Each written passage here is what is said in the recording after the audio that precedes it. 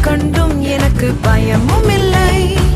அழைத்த ஆண்டவர் என்னோடு இருக்க ஒருபோதும் அசைக்கப்படுவதில்லை. அழைத்த ஆண்டவர் என்னோடு இருக்க ஒருபோதும் அசைக்கப்படுவதில்லை. கர்த்தரை உயர்த்திடும் காலம் இது, நன்றியால் துதித்திடும் நேரம்.